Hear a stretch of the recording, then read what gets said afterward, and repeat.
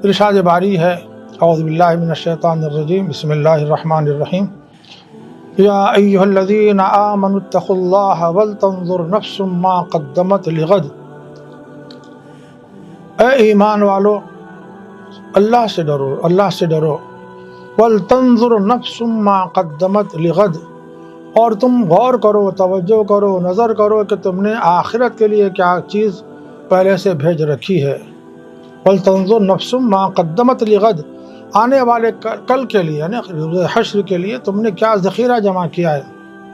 واتقوا اللہ، اللہ سے ڈرو، اللہ سے ڈرو، ان اللہ خبیر بما تعملون، یاد رکھو کہ تم جو کچھ کر رہے ہو اللہ تعالیٰ اللہ تعالیٰ کے علم میں ہے، اللہ اس سے بے خبر نہیں ہے۔ اور پھر فرما رہے ہیں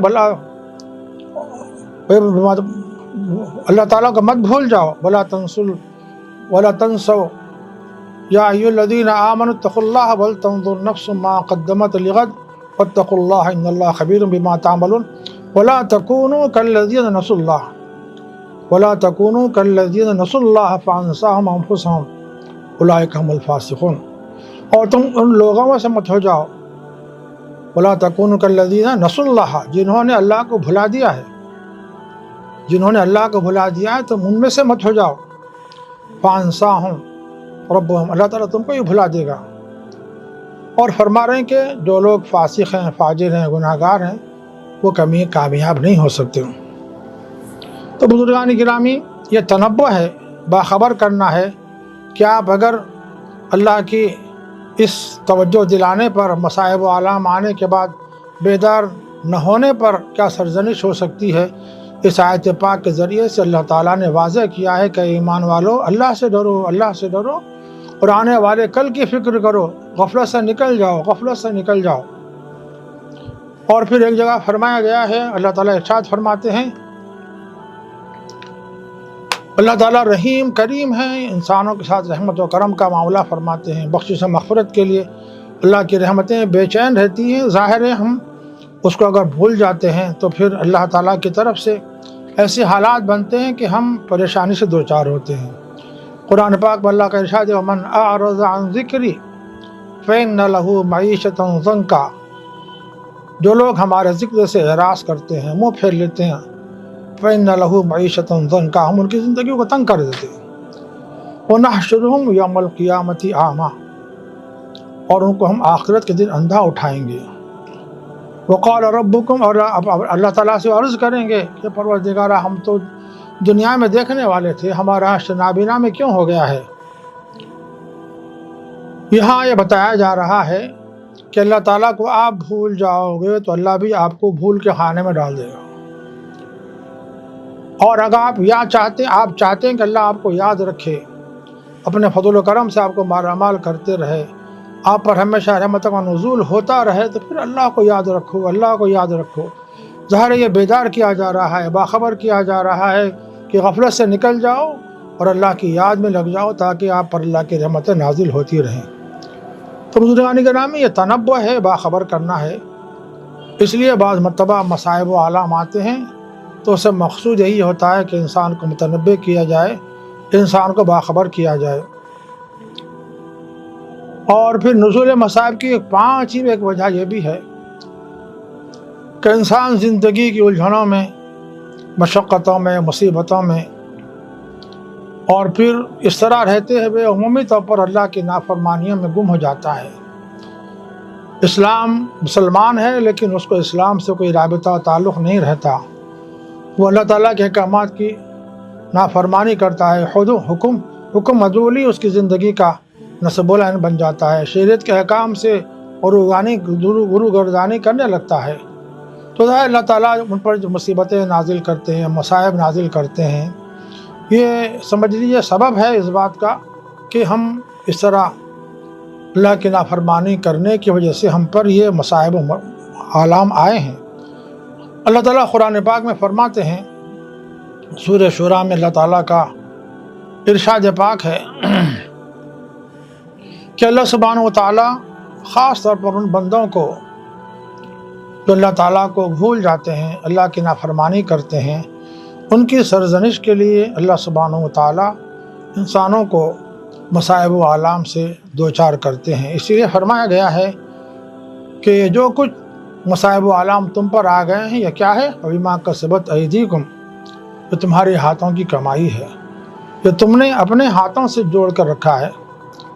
और फरमाया गया कि और जब बंदा इस मंजिल में आ जाता है तो अल्लाह सुब्हानहू व तआला उनसे नाराज़ रहते हैं। नाराज़गी, अल्लाह की नाराज़गी उनका मुक़द्दर बन जाती है। और इसलिए इस आयत पाक में फरमाया गया है कि अगर आप अल्लाह को याद करते हैं तो अल्लाह ताला आपको ज़रूर याद रखेगा। ये सब तुम्हारे हाथों की कमाई का नतीजा है। तुमने जो अमाल किए हैं, नाफरमानियाँ की हैं, ये उसका सिला है, तुमको तो भुगतना ही पड़ेगा। वयाफ़ू अन कसीर भी आया है, मतलब ये है कि अल्लाह ताला हमारी पूरी नाफरमानियों पर अज़ाब नहीं देते, मुश्किलात से दो चार नहीं करते, बहुत से हमारे ख़ताओं को दरगुजर फरमा देते हैं। और थोड़ी बहुत जो अल्लाह ताला की तरफ से गिरफ्त होती है वो बहुत कम है। अल्लाह ताला तो बहुत से आपकी कसूरों को आपके कोताहियों को दरगुजर फरमा देते हैं। तो इस तनाजुर में हम गौर करें अगर, तो इस वक्त जो हालात हमारे बाहर ममालिक में हैं या हमारे भारत में हैं, ज़ाहिर है ये वो बहुत सी चीज़ें हो सकती हैं कि अल्लाह ताला इंसान मुसलमानों को इम्तिहान व आज़माइश की मंजिल में रखे हैं। ज़ाहिर है हम जितनी मुस्लिम कम्युनिटी के लोग हैं इस वक्त हम बहुत ज़्यादा अल्लाह को भूले हुए हैं। तो ये हो सकता है कि अल्लाह ताला हमको ख्वाब ग़फलत से बेदार करना चाहते हैं। ये भी हो सकता है कि हमारे दर्जात मरातिब को आखिरत में बुलंद करना चाहते हैं। ये भी हो सकता है कि हमारे गुनाहों की माफ़ी का ज़रिया बनाना चाहते हैं। अलगरज़ ये सारी मुसीबतें और आज़माइशें जो आज जिस दौर से हम गुज़र रहे हैं ये उसका सबब हो सकती हैं। लेकिन ये बात भी याद रहनी चाहिए कि ये मसाइब व आलाम कोई नए नहीं हैं। जब से दुनिया कायम है यहाँ जंग चल रही है आपस में, वो क्या है? हक़ और बातिल। हक़ व बातिल का तसादुम हर दौर में रहा है। तो कोशिश ये होती है, बातिल चाहता है हक़ को दबाए, लेकिन हक़ पे रहने वाले उस वक़्त कामयाब व कामरान हो सकते हैं जबकि वो अल्लाह ताला को राज़ी रखें। तो बहशत मजमूई सारे मुसलमानों को इस बात की फ़िक्र करनी चाहिए कि हम अल्लाह ताला को ज़रूर राज़ी करेंगे। राज़ी करने के बहुत से ज़राए हैं, ज़ाहिर है इसमें तफसील से बात करने का मौका नहीं है। हम खुद अगर अपने गिरेबान में झांक कर देखेंगे तो हम खुद अंदाज़ा कर सकते हैं कि हम कितने ज़्यादा अल्लाह को राज़ी करने के रास्ते पर चल रहे हैं। हम अगर तवज्जो करें और फ़िक्र करें कि हम रब चाही ज़िंदगी गुजार रहे हैं या मनचाही ज़िंदगी गुजार रहे हैं, अगर हम इसका मुआवज़ा करेंगे तो हमको अंदाज़ा होगा कि हम रब चाही ज़िंदगी के रास्ते से हट कर मनचाही ज़िंदगी गुजारने पर चल पड़े हैं। इसलिए यह जो मसाइब व आलाम कि हम इस बहुत घेरे में हैं, ये उसकी वजह हो सकती है। लेकिन ज़ाहिर है अल्लाह ताला की रज़ा के रास्ते पर चलने के बावजूद भी इम्तिहान व आज़माइश की घड़ियाँ आ सकती हैं। उनके सिलसिले में हमने तफसील अर्ज़ कर दी है कि वो गुनाहों का गफ़ारा भी हो सकती हैं, आखिरत में ज़ख़ीरा कर ली जा सकती है नेकियों के शक्ल में, और ये भी है आपके दराजात बुलंद किए जा सकते हैं। बहरहाल ये सारी बातें खुलासे के तौर पर आपकी खिदमत में इस सवाल के जवाब में रखी गई हैं। इंशाअल्लाह और भी बहुत सी बातें हैं इस सिलसिले में किसी और मौके पर अर्ज़ की जाएंगी। बहुत बहुत शुक्रिया मुफ्ती साहब, आपने अपना कीमती वक्त आज हमको दिया, इसके लिए बहुत बहुत शुक्रिया। जज़ाकल्लाह ज़कल्लाह करमकल्लाह बारकल्लाह। अल्लाह ताला हम सबको कहने सुनने से कहीं ज़्यादा अमल की तौफ़ीक़ अता फरमाए, आमीन। और इस पैगाम को अल्लाह ताला सारी इंसानियत तक पहुँचाए और पहुँचने के असबाब बनाए और उसकी वजह से इंसानियत की सलाह व फलाह के रास्ते हमवार फरमाए, आमीन या रब्बल आलमीन। व सल्लल्लाहु तआला वसल्लम अला सय्यिदिल अंबिया वल मुरसलीन व अला आलिहि व अस्हाबिहि अजमईन। सुब्हानल्लाहि बिहम्दिहि सुब्हानकल्लाहुम्मा बिहम्दिक नशहदु अल्ला इलाहा इल्ला अंत नस्तगफिरुका व नतूबु इलैक व आखिरु दअवाना अल्हम्दुलिल्लाहि रब्बिल आलमीन। दोस्तों, उम्मीद है कि इन सवालों से आपका इस्लामिक नॉलेज में कुछ इजाफा हुआ हो, और अगर आपके भी कुछ सवाल हो तो ज़रूर कमेंट्स में पूछ सकते हैं, और अगर पर्सनल सवाल है तो इंस्टाग्राम में मुझे ज़रूर डीएम करें। इंशाल्लाह अगले एपिसोड में आपके जो सवाल है उन सवालों को पूछा जाएगा और आप तक जवाब पहुंचा दिए जाएंगे। अगले एपिसोड में फिर से मिलते हैं, तब तक के लिए बहुत बहुत शुक्रिया। अस्सलाम वालेकुम।